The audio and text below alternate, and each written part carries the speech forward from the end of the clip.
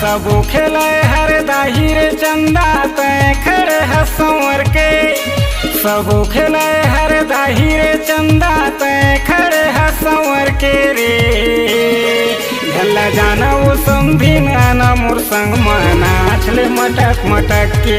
झल्ला जाना वो समझी नाना मोर संग नाचले मटक मटक के। सबो खेले हर दाहिर चंदा तय खड़े है संवर के। सबो खेले हर दाहिर चंदा तय खड़े है संवर के रे। झल्ला जाना वो समझी नाना मोर संग नाचले मटक मटक के। झल्ला जाना वो समझी नाना मोर संग नाचले मटक मटक के।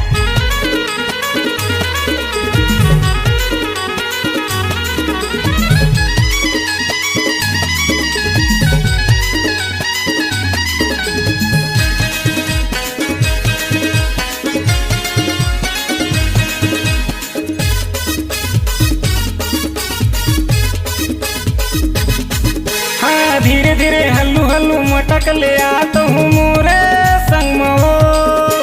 प्यार से तोला रंगा दे हूँ हरदी के रंग मऊ।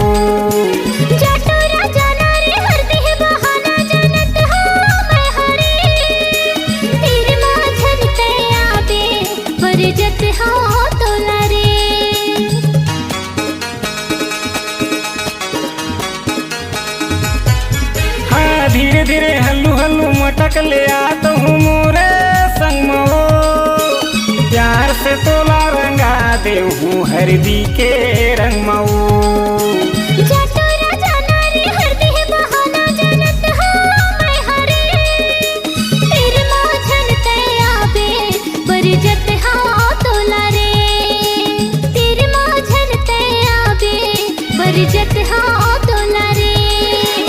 झन खाना या तक भाव रानी जावे कहाँ तक वो चक्के। अरे झन खाना या तक भाव रानी जावे कहाँ तक वो चक्के रे। झल्ला जाना वो समझी नाना मोर संग नाचले मटक मटक के। झल्ला जाना वो समझी नाना मोर संग नाचले मटक मटक के।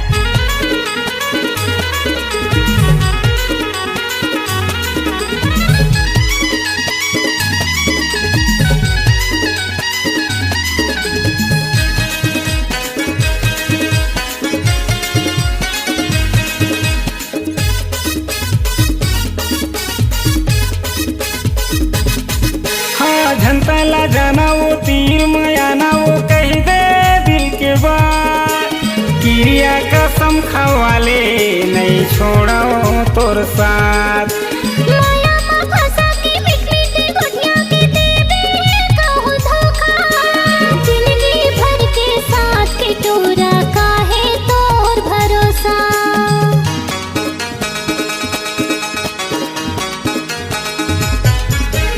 झंतला जाना वो तीर मयाना वो कही दे दिल के बात। क्रिया कसम खवाले नहीं छोड़ो तोर साथ।